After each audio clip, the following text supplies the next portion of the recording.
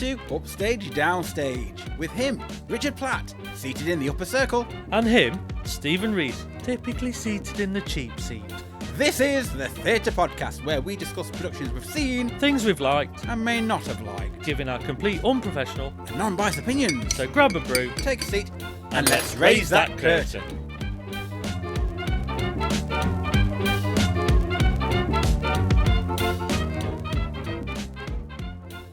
On today's episode, we'll be discussing Just Between Ourselves. We saw this production at Derby Theatre on the 16th of May 2025. In perhaps his most emotionally charged play, Alan Ayckbourn masterfully evokes a world of hidden tensions and suppressed hostility. He skillfully navigates the tightrope between comedy and tragedy, guiding us towards a hilarious yet chilling finale. Following successful tours of Absent Friends and Absurd Person Singular, Alan Ayckbourn's 1976 masterclass in suburban comedy and heartbreak forms a centrepiece of London Classic Theatre's 25th anniversary celebrations. So Stephen, what's it all about? 5 birthdays, 2 unhappy marriages, and 1 possessive mother. It is 1976, and Dennis tinkers in his garage, cheerfully indifferent to wife Vera's impending breakdown. Marjorie hovers in the background, making tea and finding fault. Neil has planned a birthday surprise for his wife, but Pam doesn't share his enthusiasm, preoccupied by frustrations of her own. But first, our post-show opinion. Is this Ayckbourn past its best? Is this a classic? So with all that said, let's Set the scene. Hello, and in this episode, we're going to start off by doing things a little bit different from now on. Starting from this episode, in fact, we're going to... This episode? This episode, yes. We're just going to move a few things around in the order we feel more comfortable in doing that when we discuss episodes. So when we talk about the direction and the writing, we'll be putting that in with here for the drama, and then we'll probably talk about the costumes and the set pieces and pops in with the set, just so it moves along a lot easier for us. I think that's what we're going to trial with these next few episodes that you'll be listening to, if you are listening. Hopefully you're still listening, and if you are, don't forget to hit, follow, like, share, subscribe. All of the above. All of the above, the below, wherever it's put, and that's that.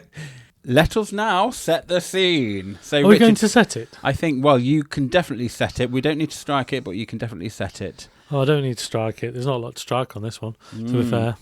So as we walked into the auditorium at Derby Theatre, we were presented with a garage. Yes. With a Mini on stage. Yes. And basically it's as if there's only 2 walls left of the garage and they've run out of money to put a roof on it, really. So there was the view of the of one of the roofing struts, and then you'd basically got what can be described as a working garage with shelving and racking around the sides, a ladder, and just some bit of a workbench to be used as you'd see in any. I think it was, well, we were set in the 70s, weren't we? So it was a very 70s style, not highly technical, but very much the view of what you'd see in a normal garage. With the stage left, there was a door to the back of the house, and then just the accent of an outdoor path paving area with a little bit of fake grass and some pot plants and a metal bin to stage left. Just to add, there was not just the garage door, but you had a door into the garage, yes, which was adjacent to the back door of the house as well. Yeah, you're right. Yeah, so I don't know about you, but I thought this was a really well, it was a really good looking set. It was like you're probably going to say, very confident. Yeah, it was. Yeah, it looked beautiful. This was one of the best for a small. Well, I don't know if they're that small, but for a touring company that's quite small, medium sized that they are, this is a really good set compared to when we last saw them do Boeing. Yeah, this is very much of the Abigail's Party set as well. Yeah, and I think what I would say is as well, it was very clever use of making a set designed well that would fit in many venues without you really noticing that they needed to extend the tabs from both sides to shrink the set to make it fit, or it would fit quite nicely anywhere. I think it gave you the impression that wherever they put it, because both sides were were sort of shrouded in dark black drapes, you wouldn't know that there was meant to be any more set. It framed it really nicely, but also the brickwork as well was really good, and I liked the use of the glass in the window above in the garage. Was actually they used like a mottled window covering, frosted glass, yeah. so that then when you light it from behind, it just gives you the impression there's light from daylight, but you don't actually see any electrical lights or anything making that light. You just feel like it's normal daylight in the background. Yes, and what I was also going to say was they played around with the height as well, so Yes. they gave a different perspective there. So as with the Abigail's Party set, when in that one it went off to the centre and it went up at the top at the back, like an apex, didn't it? Yes. They've done something sort of like similar. So the end of the garage where the door is at the stage right, they've got the where you say the part where the roof is. Yeah. And on stage left where the into the house, the kitchen door, that the wall goes all the way up. So they're playing with different dimensions there. So Yeah. you know that the staging where all the action happens is at the front but lower down. So it's you've got the different dimensions of the edges of the world, their world, really. Definitely. There. And I suppose when we went to see Abigail's Party the second time, it was Llandudno, wasn't it? It was in London. What was the theatre there? It was the like a conference centre. It was a huge one, wasn't it? Yeah, it was the huge conference centre, sort of multi-purpose centre, wasn't it? Yeah. Now that one, the staging for Abigail's Party there looked quite small. Yes. There, and It's a big wide stage as well. Yeah. So if this goes there, it's going to look even smaller. You will do, yeah. Because I think it was smaller than Abigail's Party. Yeah. But it was quite. It was a really well detailed set as well, Yeah, and they it had was. a green mini as well. Yeah. And the garage was sort of pointing to the centre of the stage, so it was just off slight of an angle, so it wasn't just straight on to the stage. So the only thing that I found a little bit annoying, that I know Stephen didn't find as much of annoying, was the above the back wall of the garage, there was two big long strip lights. Now, I know they were doing it for effect, but because they were on all the time, there were certain times where my eyes were drawn more to them than the actors. So I found that they were quite bright, whereas if they'd have put them on the side walls, it may have just meant that you focused on the actors rather than those lights sort of beaming in your eyes a little bit more. Yeah, I know what you're saying, because as we now look back at this on the pictures, it is quite striking. You do see those strobe lighting, because they were placed above the two metal shelvings at the very back of the garage.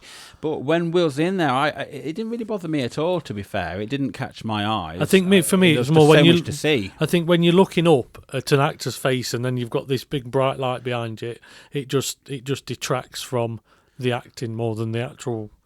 Even if they'd have dimmed them to half light to make them still be on, but just not as stark. And I think that was all. That was my, thing that worried me a little bit. Yeah, but the amount of detail in this in the set, you had this little small ladders, you had different boxes, and they even had a really old-fashioned Quality Streets tin from the 1970s, and it was huge. I couldn't believe how large that was. Seeing something from the 70s that was quite big and full of jewels, and now all we get is a load of manky-looking paper. I think as well that's only 500 gram or something like that. You say, the references to the 70s, it's like the paraffin heater. There was little things around the set that were all very specific to that era, and they did work well. That you didn't feel like things were out of place. No, everything was. It was. I'd say this is probably a really strong, confident, really good set, and there's nothing wrong about it at all. Even the drill that they got out was a corded drill.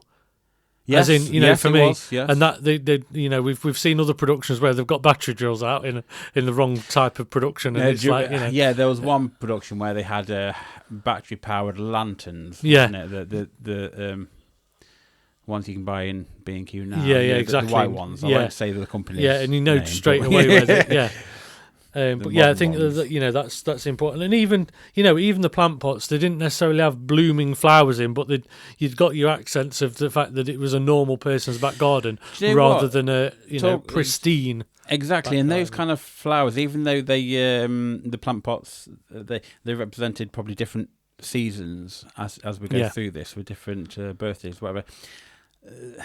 Because they didn't strike out, they didn't give you a time or a place like No. if it's in the summer or the spring, which I think it's sort of. I don't know if that was good or not, but then again, it would mean having to change the pots all the time. Yeah. Which will slow down the action, which was already slow in places anyway, but we'll get to that later.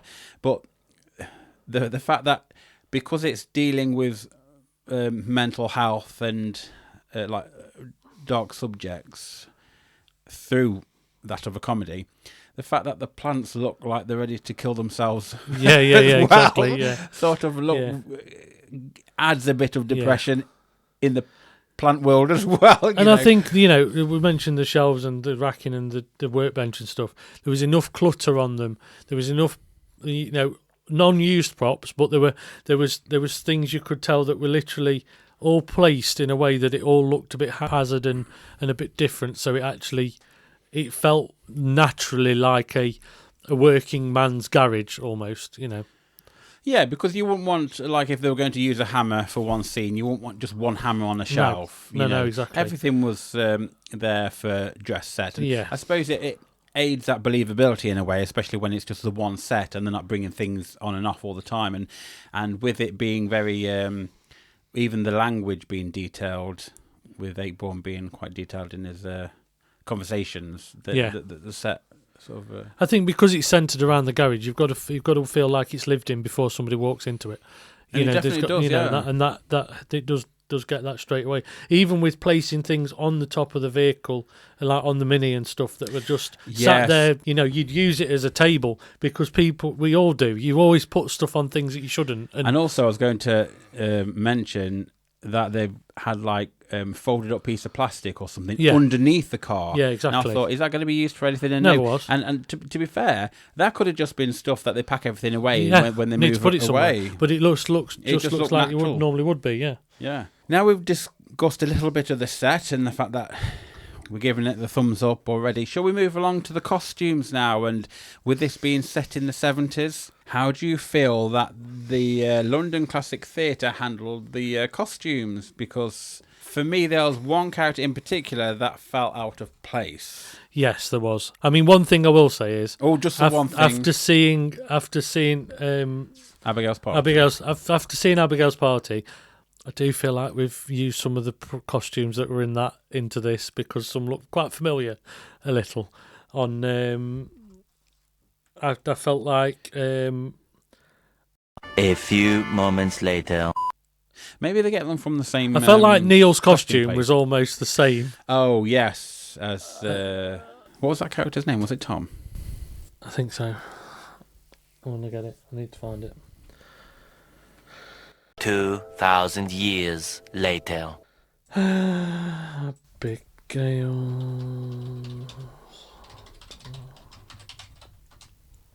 One eternity later. Oh, Lawrence, Lawrence.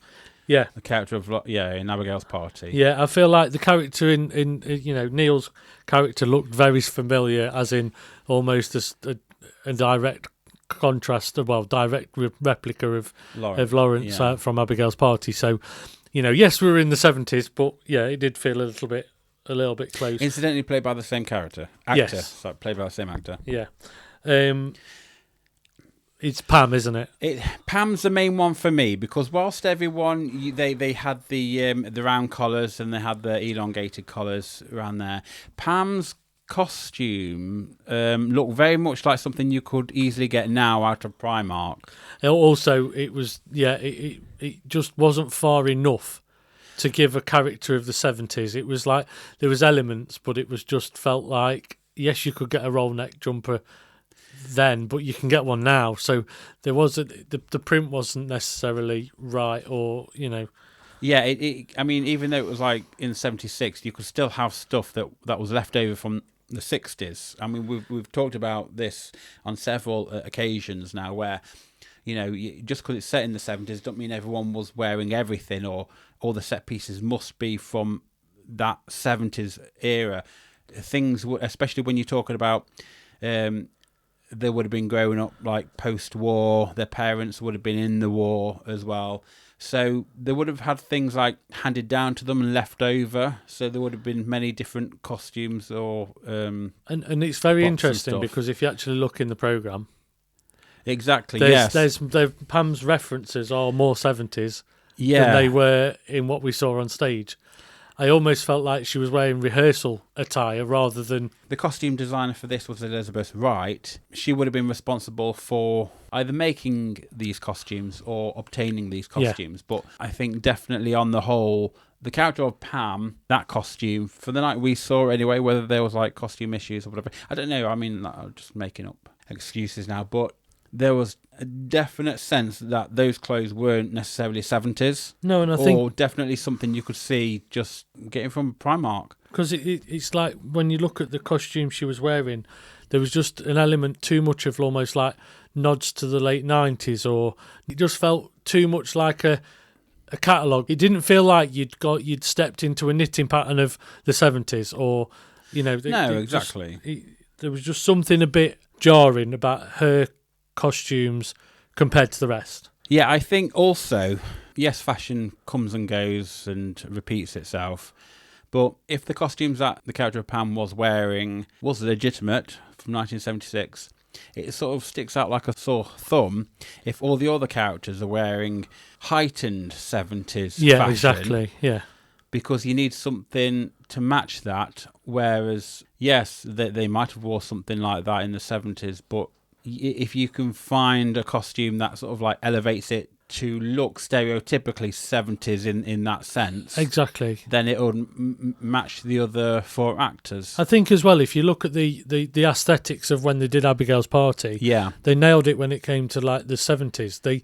The whole palette of the entire group was spot on. Yes, and I think when you notice one person that just feels a little bit almost like they're an understudy and they're not. It felt a bit like... Even the hairstyles didn't necessarily look 70s. It wasn't enough. But there was no... It felt like it wasn't... Her hair wasn't properly backcombed and curled enough. Was it like 76? Was it like the Charlie's Angels Fire Force? Feather hair, or...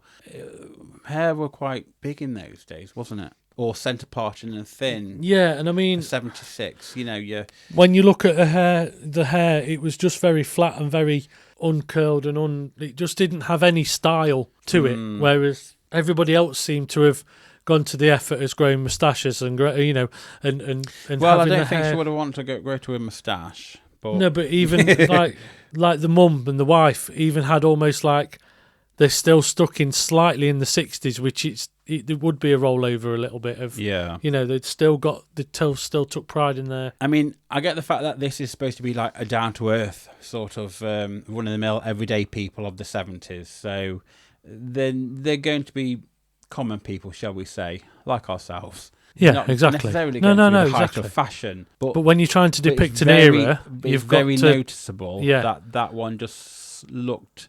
slightly, because we can look back on our old family photos now and see those pictures of the 70s. So exactly. The clothing was definitely 70s. The furniture, the wallpaper, and everything. Exactly.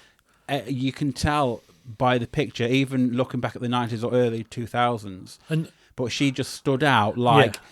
She'd just come in from just nipping down to the shops. Yeah, exactly. In current time. Yeah, exactly. I think as well, if your aesthetic of a production is meant to be an era and everything else about it is a certain era, it should all have that look that you instantly get because, theatre's about transporting you to another place or another time zone or, it's got to have that effect that you feel like... Yes, it might be slightly exaggerated from what everybody wore, but sometimes it helps give you the references and the place markings, because that's what they did in Abigail's Party. You felt like you'd walked into the 70s dinner party. Yeah. You felt like you were in that world. Yeah. from start to finish. So that's why, we're maybe digging a bit deeper on this one, just because of how it made you feel. Yes, but the thing is, it was only one costume. Yes, it was. It was Yeah, only yeah, one character's definitely. costume that just sort of like stuck out. But because they are heavily invested in putting on great classic shows, and the set's great, the acting's always great. They deliver brilliant shows all the time. Yeah. That it's quite an obvious thing to point out. Yeah, definitely. Yeah. Really. Yeah. I think we need to move along to the nitty-gritty bit of the situation, and I think we are definitely now Here for the drama. moving on to our next segment, as we say we're Here for the drama. Right then, so in this little section we will talk about the acting, the directing, and the writing of this piece as a whole. So where should we go first? Should we start with the writing? Yeah, let's do that, because I think that's Yeah. going to be the most point of interest. Yeah, I don't really know how we're going to navigate this little section at the moment, but yeah, let's start with this one with the writing.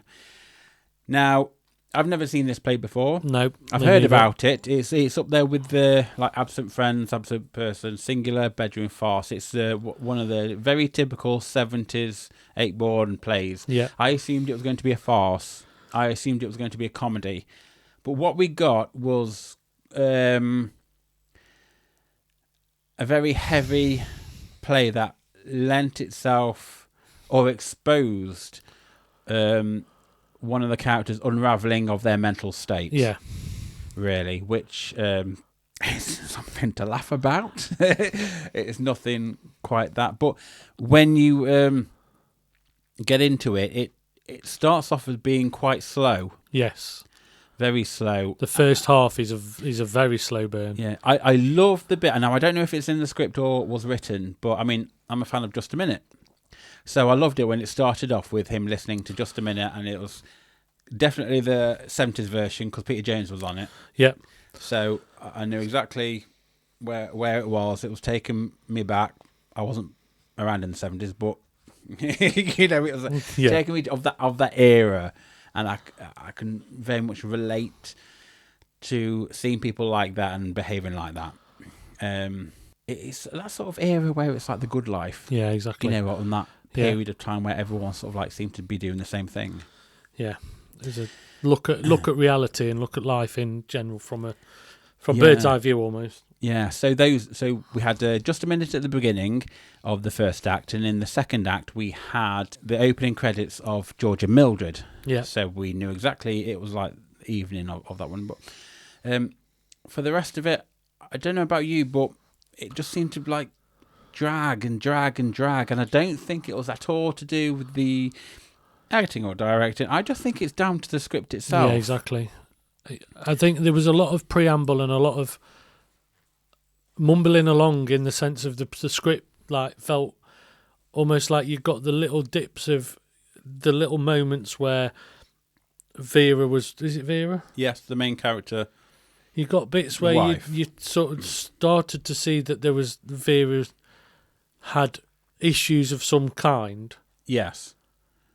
But you never dwelled on them enough to know why or what or. I suppose it was like a slow burn throughout the period. Yeah. But the first half was almost like the setup of Neil and Pam. Neil wanted to buy the car for Pam, yes, and then becoming friends because they never actually bought the car, and it just seemed to be that long build up that was like the friendship building between Dennis really and Neil, and the rest was almost superficial in a way. Yes, and it had an air of awkwardness about it, which I understand, and it was I can see why Dennis nearly never really he hid in the garage a lot to get away from his problems and get away from dealing with things. Yeah, but I don't feel like you ever saw the other side, which is all right for a bit, but then you start to question the motive of the writing really, because you're almost not seeing enough of the other perspective. I can understand I can understand the motive after having seen it now. What it was the for. intention. Yeah, But at the time, you had things like Pam not particularly bothered about having the car. Yeah. Neil wanted to buy the car, and it just seemed like that relationship was slightly estranged in itself. yeah, but you didn't find out enough about them No, to know why.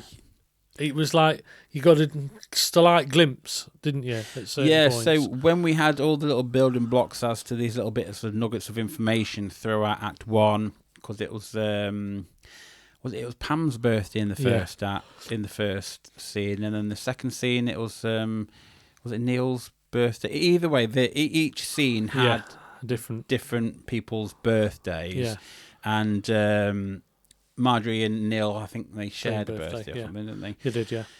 The whole plot kept adding and adding, but it made it appear as if Dennis and Vera weren't right for each other, but Dennis and Pam were, and Neil and Vera were probably more suitable to each other. Yeah, because there was moments where you thought, is this where it's going? Is it going to be almost a change in partners? Yeah, play, exactly, really? because you had Dennis who was slightly overbearing towards Vera, and Pam seemed to have that sort of like feisty approach with Dennis, but also being sort of overbearing towards Neil, who seemed to be sort of like one of the weaker characters. But also relating to Vera quite a bit, and almost like there was a few exchanges of commonality between those two, as in, you know, there was moments where you thought Neil and Vera were going to be better suited as well, because they were quite quiet and quite, you know, more on the same wavelength. Yeah, and it sort of never really went there. No. It led up to the spectacle of the whole sort of thing within the mini. Yeah. Of the wrong assumptions. Yeah. Of seeing Pam and Dennis in some sort of like sexual position within the car, and then Vera coming and catching them, and then Neil just popping in to say happy birthday and surprise and stuff, because it was all how it was set up. And then Marjorie came in with the cake, and you know. So I mean, but then that sort of felt flat. Yeah, after that it didn't go anywhere. It was like a small little build up for a little spectacle of something that was quite funny at that point, but then it just sort of started to then unravel and just go back on itself. And throughout this, we had them talk about Marjorie as if she's losing a mind, or she's really cold and she's at death's door. But then after that whole situation where she's had a birthday and it's a surprise and the whole garage situation, it's Vera that ends up being sort of numb, not being able to speak. So she's sort of like lost her mind. And then it's Marjorie who's the one who's acting normal again.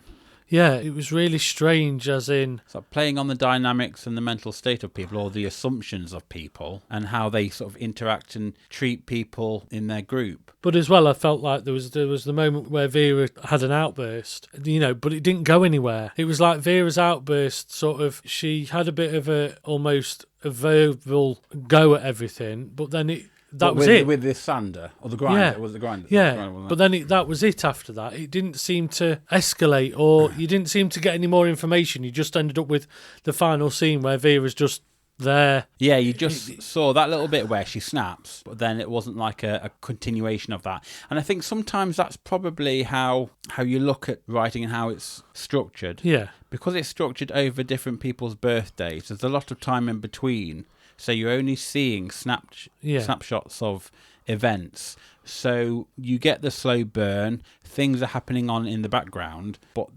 then it just seems like there's a huge gap and a distance from when she does lose her mind and she goes mad, to then the last scene where she's sort of like, she's mute, she can't speak, she doesn't feel like she can speak. And I think it's really interesting because, you know, you look at productions and not every production needs to educate, not every production needs to leave you with a thought, but this left you almost like, what was the point? That's exactly how we felt, It didn't leave you thinking and contemplating about, actually I need to make more of an effort with somebody who might be going through something. It just left you with, well, the way to deal with it is to just leave her sat there and ignore her and carry on with life. It was it just felt like It was like a very old-fashioned view of, even in my family and my generational things, my nan was told by a doctor to make a life for herself and ignore my granddad, because the only way she could move on was to... My granddad was agoraphobic, and the only way for her to deal with that is make a life for yourself. And that's a very sort of old-fashioned view. But you didn't even have that moment that sort of, why distance yourself from somebody who's mute? It was very, very different. But what I've found is with that is, even though when you step back and deal with somebody who's been told, say, make your own life, there are other people around there that actually break through that wall and get to a point of conversational moment. Because it's a bit like, you could draw parallels with this and Little Voice, where where Little Voice has the outburst because she's been mute all her life, and finally has an outburst to a controlling mother, and then finds her own path. Yeah. Whereas this felt like you'd got the outburst, but then back to nothing. There was no, Yeah, like you say about putting a mirror up to society and make you think, how would I react to this, or what have I learned from this? I don't feel like I've learnt anything. No. I don't feel like either way there was anything to it. I just felt like it was written because there was some good ideas there about having everyone a scene for everyone's birthday. Yeah. And you had the car in the garage, so it was a great set. Yeah. Everything seems slightly like separated into some good ideas, and every time they talked about having let's just between ourselves, that was referenced a lot, which was good, but again, you never had that with any of the other characters. No, it was always like Dennis. I felt like all I learnt was that Dennis, Marjorie, Pam just talked to Vera. Yeah. When right at the final scene with the birthday cake, they just talked at her. She wasn't responding. The only moment you saw was when hands touched hands, like from Pam and Vera. Yeah. But that was it. You didn't see. So I'm just meant to talk at a person when they're suffering. It's very strange. But also, it's weird you say that, because what I picked up was the fact that only Neil and Pam made any effort in the first act to bother with Marjorie sat on her own at the bench having, does she want a sandwich? Does she want a drink? And when it was Vera sat in the deck chair, they were the ones saying, does she want anything? Is she okay? They were crossing a boundary. It was the neighbours or the friends that have come in to buy the car in the first place that befriended them, that actually cared, but they only cared a little bit. Yeah, it was only tiny. It wasn't, it was very standoffish. It was like, I'm going to go back to my life and we'll leave you, And there was a storyline about them having been... that they were strange. In the house that was going to be demolished or something. That whole cul-de-sac of people that got demolished. And it was one of their mothers or nans that knew Marjorie, so there was a bit of a strand to how everybody knew each other, and to make the case. And I think it was weird because they split up as well, and then but you never really developed that part of it in the writing. Those two split up and then they came back together for this final birthday, and it was still not. It was like after that event they split up in the with the car and the catching them out and stuff like that, and then it still didn't go anywhere. I think the only question that springs to mind is, why did any of them care? Exactly. What did they all need? Why did Neil and Pam need to come back to the garage if they weren't going to buy the car? Yeah, exactly. Why do they need to be in that environment to speak to these people anyway? Mm-hmm. Because Dennis wasn't exactly a likeable person. No. He was you can understand why Richard Breers played him. Yeah, exactly. Because he used to play those really aggravating people anyway. I think it's very interesting how dated this feels. Yeah. Or stuck in a time zone that didn't want to challenge anymore. Or I don't know how well it was received at the time, but it felt quite stagnant now, looking back at it. But even then, it was of that time where it was probably just putting a mirror up to society in 1976 of how they dealt with things. So maybe back in the day, maybe we're viewing it from like a different lens, because back in the day, maybe people enjoyed it because it was more relatable and it's how they felt and how they reacted to people going a bit mad. or losing it, even though we don't know what she had that made her lose her mind in the first place, you know? I think it's interesting when we look at Acheborns, and we've seen other ones before, and certain ones just don't tend to hit. As in, they are very matter of fact, and they almost end and start and finish quite uneventfully, really. Yeah, and I think even with the comedies like Absent Person Singular... Absurd. Did I say Absent? I was Yeah. thinking of Absent Friends. I said Absent Friends, yeah. Even with the Absurd Person Singular, that had a woman trying to kill herself in the second part. But even though it had those dark tones in it, it was still quite funny all the way through. Yeah, exactly. You know, whereas this one, it just seems to be all for spectacle. Yeah, the jokes they were there, but they weren't necessarily standout, laughable, and it just seemed to drag through the first half. And it's not, you know, we'll get to the acting when we get to it, but I don't feel like the acting was the problem. I think it was more I think it was a subject. It was the material. subject itself, you know. So I don't think we've got anything else to say on the writing as such. I think there's a huge disconnect there with the era of the writing. But I think it's just the play itself. It's very linear. Yes. It probably just wasn't for me. Other people might have liked it, but I think even the audience members were feeling a little bit bored. Yeah, I think I sensed some mumbles and murmurs on the way out of the interval when I nipped to the loo, and you could tell that it was like, well, it is what it is sort of thing. And it's a bit like... But we felt it with Alan Ayckbourn's, was it his 90th play? Yeah, exactly. Show and Tell. Yeah, Show and Tell, the same. Same kind of reactions. So it's funny that the same writer, many decades apart, still writes the same kind of eye-rolling dialogue in a way, like not in current day. Yeah, it's almost like you have to pick out the good ones, and it's almost like a chocolate box full of writing. It's like, you know, there's some of them that just don't taste that good, really.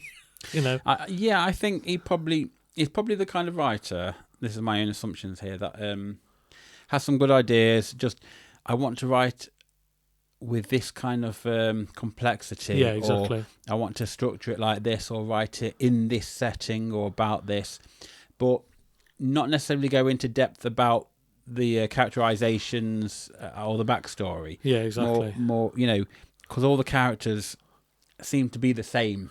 Yeah. Because even in Show and Tell, that could have just been directly from the 70s. Yeah, exactly. You know, and that was written the other year. So anyway, let's move along now to acting or directing here. What do you want to do? Directing. Okay. So with this one, Michael Cabot was the director for this one. How do you think it went? I think I could tell there was a strength of direction. There was no real... There wasn't any... What was I going to say? It was quite economical with the set, with the stage.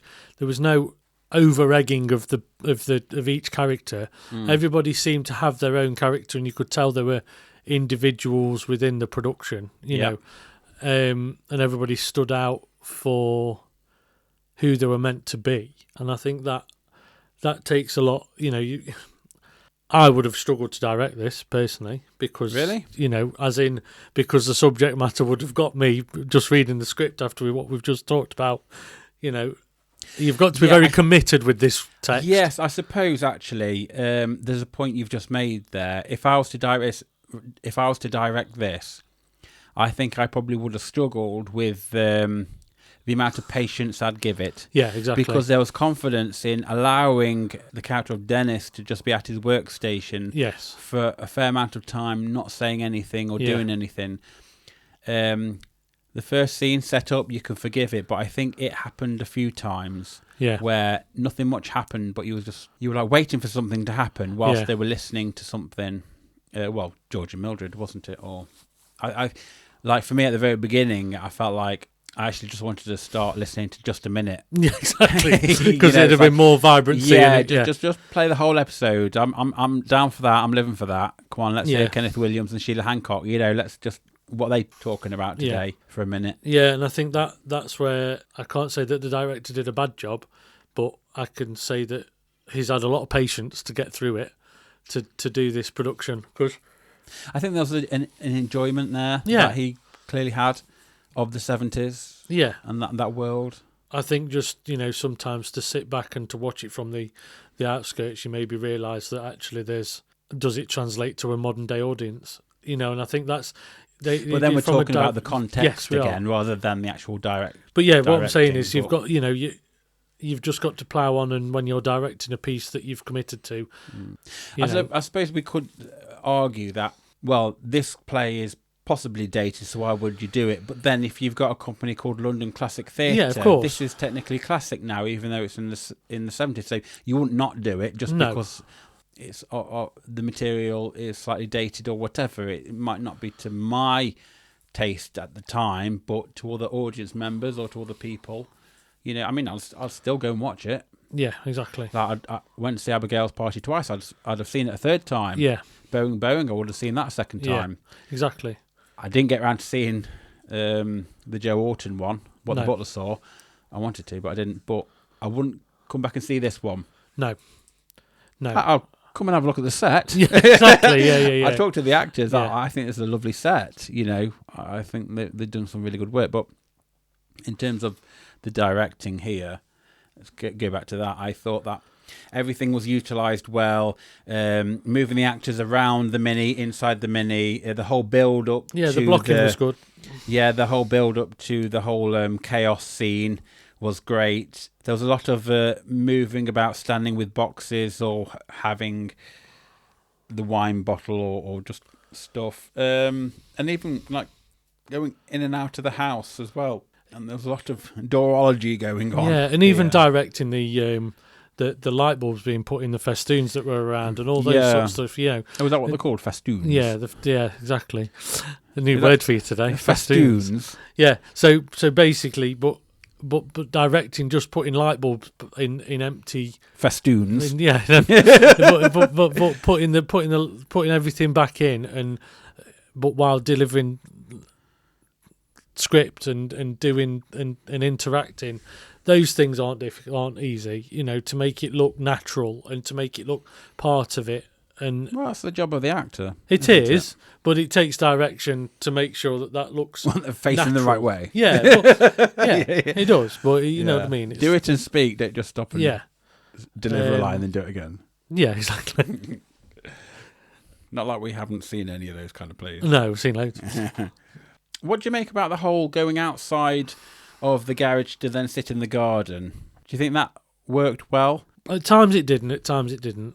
I don't feel like... At times it didn't, and at times it didn't. I don't know if the garden area was big enough, because it was almost like a slim sort of wedge at the front of the stage, whereas if it was maybe off to the stage left, it would have just taken you to another part of the back garden almost. It was almost I was shoved around the front of the garage, on the side of the garage, whereas they had a nice bit of area outside the back door, which would be more where the garden would be, rather than... if it was made more of the stage left area, it would have taken your eyes from one end to the other, rather than keeping it all stage right, because everything seemed to happen stage right, really. Yeah, because they did use they did separate them, so they did use the stage right for sitting on the bin. But as you say, I felt like that area there could have been used well for the main picnic area, and to partition one of the characters off, either that being Marjorie in series one, Marjorie in Act 1, or Vera in series 2. In Act 2. Act 2. Yeah. They could have just been planted just the other side of the plant pots. Yeah, and it would have made more sense to have it like more that. like maybe centre stage a bit or something. But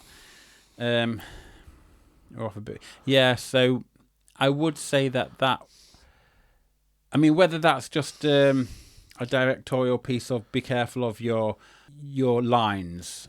I don't mean like dialogue lines, but more like your sight lines. Yes, for the audience members on the front row or whatever. Yeah, exactly. Hidden behind the plant pots or something. It just felt like you come out of the back door of the house and you immediately turn right and go, everything's on the right, rather than you've got a. If you can afford a garage, you'd normally have a garden. You're building us up to think you've got quite a big plot almost. I was just thinking, they put the strobe lighting on the back wall.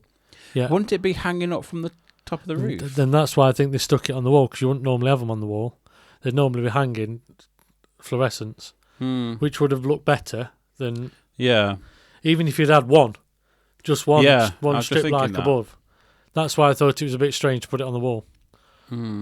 But Let's just talk about the acting, or the actors, yep, I should say. As always, I think Tom Richardson gave a really strong performance here as Dennis. Very, yeah, it did.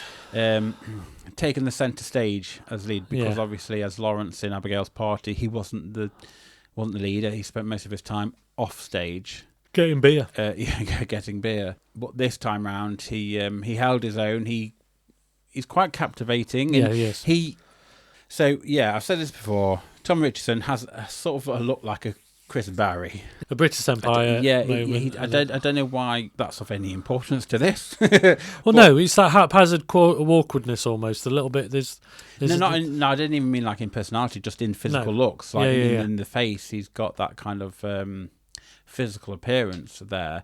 But he commands the stage, and you know that he's giving a really good, strong performance because you actually get aggravated by this character. Yeah, he provides focus. Even if you don't want to, because you're getting annoyed, you still focus. Yeah, you could believe him. It wasn't as if he was doing like a replica of that. He was actually channeling that irritating character. Yes, he was. Yeah, he was. There. Yeah, you instantly knew who the sort of person he was portraying straight away. Yes. I felt Holly Smith as Vera difficult here because her character felt very timid and weak. I think she gave a great performance as that character, but the character itself wasn't as memorable. No, I only remember her holding the grinder in the garage. I remember her at the very beginning, but I don't remember necessarily what she said. no, And I remember her just at the end being wrapped up, holding birthday cake. holding the birthday cake. I think that comes down to the core of the character itself. Yeah, Really. I mean, But- one thing. But let me just praise her first, before I completely forget. I thought she did a good job for the. I thought she did a great job for the content of Yeah, exactly. the actual character Yeah. and that character's storyline. Yeah. Because when she was completely out of it with the one candle on the birthday cake, Yeah. you know, you did feel like sorry Yeah. for her. But again, coming back to something we've already talked about, why did she go there? We don't get it. I don't get it. It wasn't like addressed as such. You just saw it happen, and That was it, really. and that was it. I think also what I say is with Marjorie, something she was great at playing the mother. Yes. There was one thing that I did find, and I'd not really brought it up in the costume bit, was just because it's come back to me. Is one thing I did find strange as a decision of a company is in the first half she was in rollers and her hair in a scarf, Mrs. Overall style. Mrs. Overall style. Hilda Ogden style. Yeah, and then in the second half, it was like she almost at some points looked younger than the daughter. It was such a weird. It was like a change. juxtaposition of turning back time. I think that because we were led to believe that she was on her last legs. First of all, we thought she was a cleaner, Woe is and then me, she was and like the relative, the mother. But then she was like sick. Yeah. But then it was like, let's just change this up so But Vera's the one that's going mad. And then it was such a juxtaposition that it was like quite, for me, a bit too far that you were like, hang on a minute, what the hell's going off? I think it just jarred me a little bit to like, you'd see an evolution, or you might see her become a grander, a woman that's, got her hair done and this, that and the other. But it just seemed to jump so it was much. like a huge step. Yeah. Where it made the character then unbelievable. Yeah, exactly. To not be the same person. Like, Whereas you'd expect it the other way round for her to get older rather than younger. It was a bit like, what's going off? Yeah, but even if she was like getting better, she'd still probably dress or behave the same way. Yeah, exactly. It was only like a year. It was only 1 year. Yeah, exactly. 1 year, it just seemed to over all jump their that birthdays. much that I was like, surely we don't evolve that quickly. And we had Joseph Klauser as Neil, who played him really well. You kind of got he definitely got the quiet, timid sort of character about, who was slightly either henpecked or not really being assured of himself. Yeah, of course. No disrespect to the actor, but he definitely made the character seem like he wasn't necessarily a masculine character. Yeah. That character was just a bit wet. Yeah. Shall Not we wearing the say. trousers in the relationship. Which was exactly the kind of way the character was Yeah. written Yeah, exactly. as well, and he played him really, really well. Yeah, definitely. Yeah, and also how he interacted with his girlfriend, or was it wife? I think it was his girlfriend, wasn't it? Yeah. Helen Phillips, played by Pam. Pam, played by Helen Phillips. That's right, Pam. Yes, the whole company seemed to gel really well together. The only thing I would say, which was either a technical issue or an actor issue, was I felt like I couldn't hear Helen as Pam in the first half. Like, it was very quiet. Yeah, exactly. I don't know if that's just because when we saw it, the audience was pretty much sparse. Yeah, it was. And that was, what was it?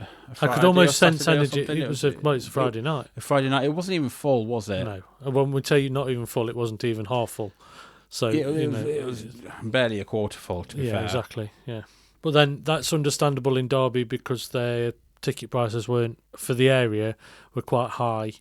And it's a play. Plus, it was a summer, so it was really nice. Yeah. We had really good weather. Yeah. But even the pre-booked tickets, when I went to get mine, it was like there was very easy. so to many. Yeah. I left it to the last minute to get a ticket, and I managed to get first row seats. So Yeah. that's Yeah, exactly. unheard of. And I think it's an example of pricing the area out of the market where people don't take a risk on theatre. They're more like they easily sell out when they do musicals Yes. because the draw is there for some for entertainment, but an actual play they will struggle to sell tickets if they charge the price they do. I think we could. Have you got anything else to say about the actors while we're No. here? No. Then let's just move along this segment to the production as a whole, because sometimes we talk about this in different aspects, but what we wanted to talk about, or what you picked up, well, we both did really, but the poster image matching the production. Yes. Now, we talked about this with The Crucible. That was a huge red flag there. Now, what do you want to say about this? There's a few things, really. The poster doesn't really lead you into the production as a whole. I mean, I would question whether wavy-lined wallpaper was actually 70s. It looks more 60s than 70s. The shirts and the cake don't actually look of the era. The coloured pattern behind it, I can picture that not being of the now, so I can definitely say that's 60s, 70s era. But what I'll agree with you is the picture of the actual actress playing Vera holding a birthday cake with 5 candles to represent one from each of them. The costume wasn't necessarily of the period as well. It just seemed a bit... I think it just almost looks like we need a picture for the poster. Quick take one. Yeah. You know, even the main picture, even the main poster, where you've got two people on it. It still doesn't really. And she doesn't. The mother doesn't actually look like Marjorie. No. Even in it, you know. No, I think for me it's the hairstyles and you know, there's no elements of the 70s in the. Yeah, apart from the wiggly lines at the back, it just looks modern day. It does, yeah. Yeah. And it doesn't really give you 1976 or, you know. Yeah, it doesn't really ground it in the 70s. No. That it just looks like it could just be of the now, because even the swirly lines at the back could be like a retro look of things coming back. Do you know what I mean? Yeah, exactly. And I think as well, people know Abigail's Party, or they know this, that, and the other, so you can sell it by the name. Yeah. But imagery on a poster matters when it's something that you don't know. You almost have to make it stand out and intriguing, and I just think it just felt a bit empty almost. But if you think of like just between ourselves, it's like a whisper, or just keep it yeah personal.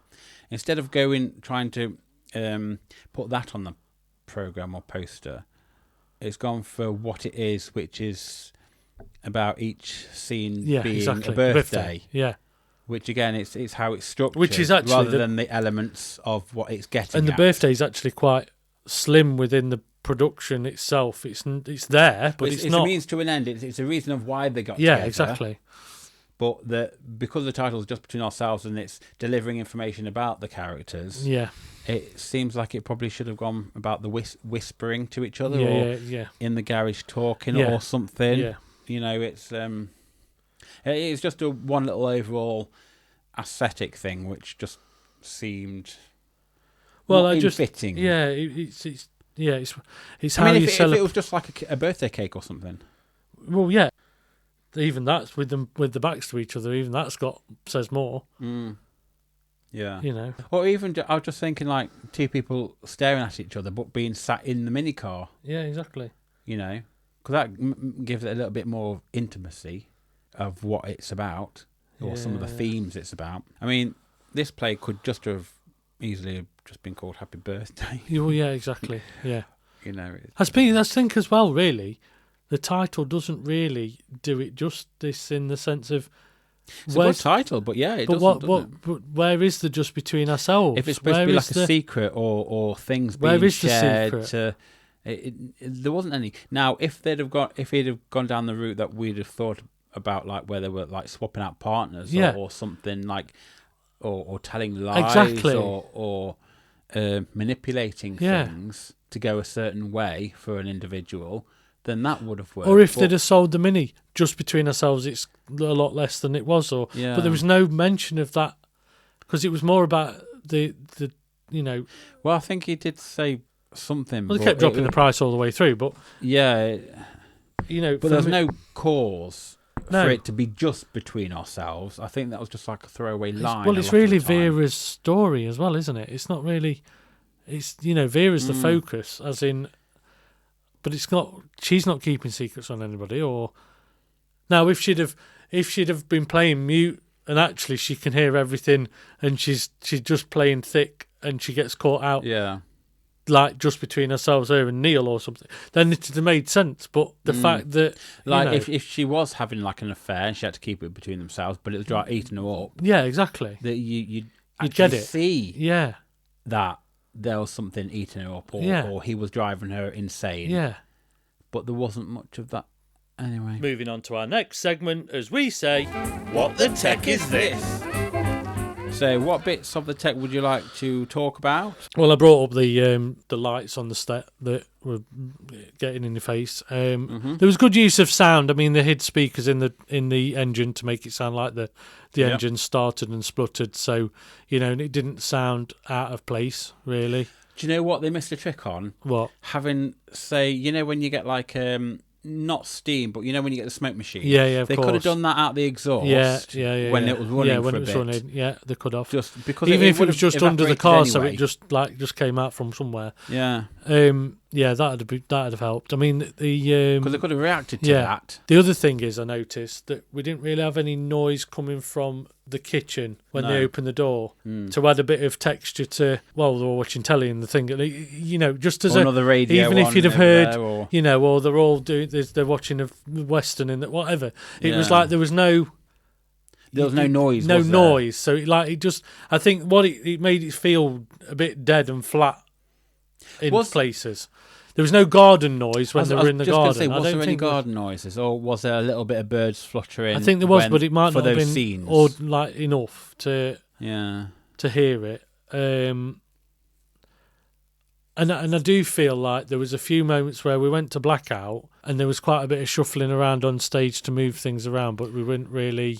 There was nothing to move into the next scene, no. or a 70s song, or something to keep you in the era, or to move the story along, even if it was Happy Birthday sung in a different way, or there was none of those elements. Like, it felt a bit flat, really. But technically, there was not really anything. No.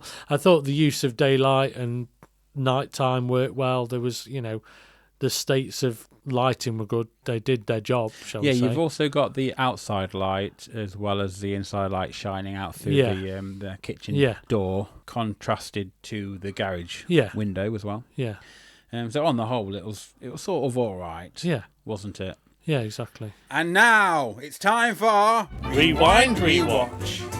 Now then, Richard, rewind, rewatch. What would you watch again? I don't think I would with this one. I'd rewind and watch the culminating scene within the happy birthday thing with the lights and the grinder in the car. I think I'll probably just watch that bit again. But yeah, on the whole, I won't particularly want to watch this play again. No.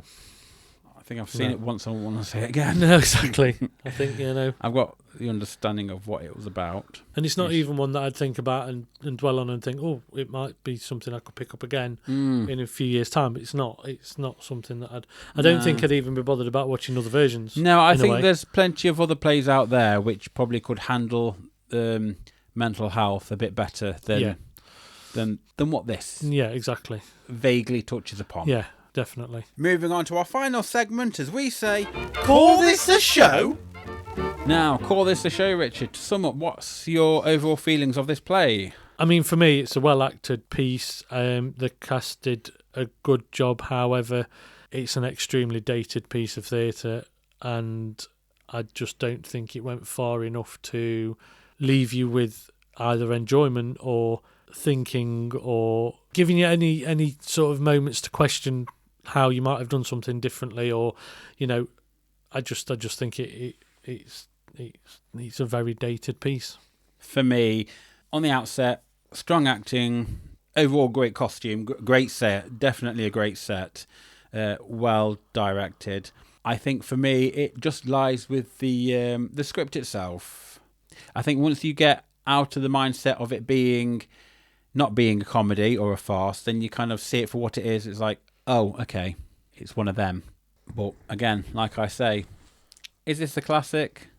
I'm not sure it stands up with the best of them. No.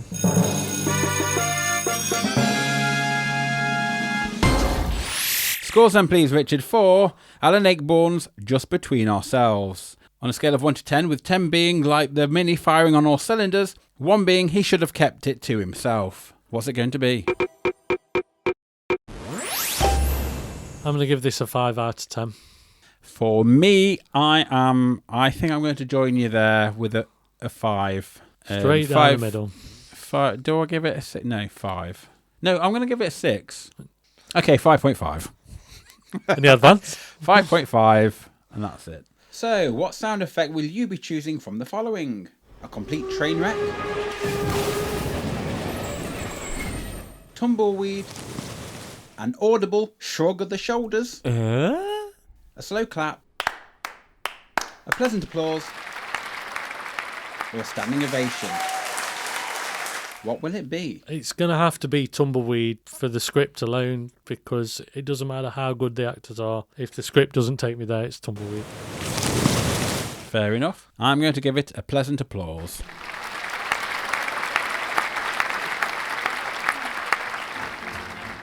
So there we are. That's our discussion of Just Between Ourselves. We hope you found it insightful. If not, entertaining. Stay tuned as we bring you more of our thoughts and opinions on many theatrical delights in future episodes.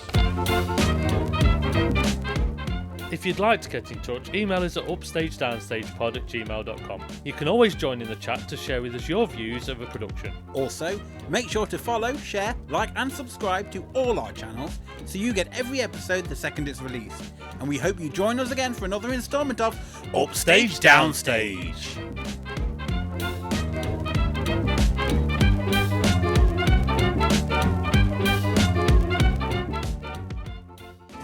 In perhaps most extraordinary. His most emotionally charged play. I don't know what you read.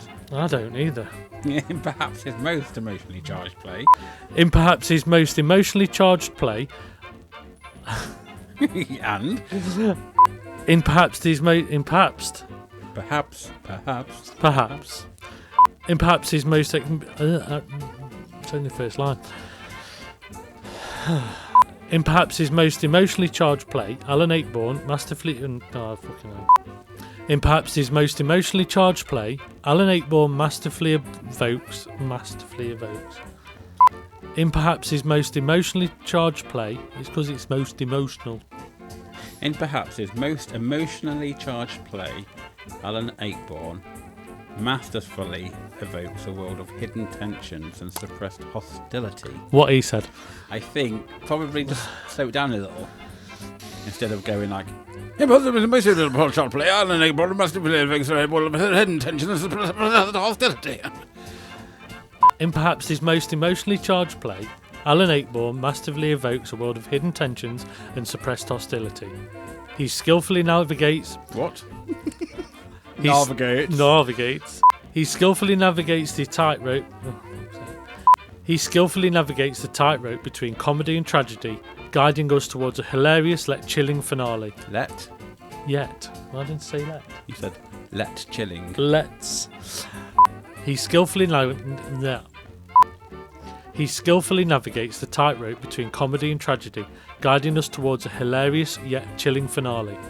Following successful tours of Absent Friends and Absurd Person Singular, Alan Ayckbourn's 1976 masterclass in suburban comedy and heartbreak forms a centrepiece of London Classic Theatre's 25th London Classic London Classic Theatre's forms the centrepiece of London Classic Theatre's 25th anniversary celebration. So, Stephen, what's it all about? I think you should just go from following successful tours. I think I should as well. So, with all that said, let's set the scene. Let's have a bit of a... I feel like my voice is getting softer and softer. Like it needs to be gritty a bit more. Yeah. Me. Moo moo moo moo moo. I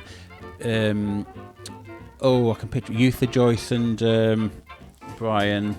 Oh, what was it? It's a spin-off from what's it? Oh God. One Flew. It was Mildred and George. George and Mildred. George. Good God, that was hard work, wasn't it? Back in the room. I've said this before. He reminds me so much of. Why is it you get the name in your head, the moment it comes to deliver that name, It's not there. it's not there? What? That must be a mental condition. It must be. It's called ADHD. I forgot where I've been going with that one now. Chris, what's the name from Red Dwarf? Chris, British Empire. Chris Barry. That's our discussion of Just Between Ourselves. We hope you found it insightful. If not, entertaining. Stay tuned as we're... Why can't I do this whole thing?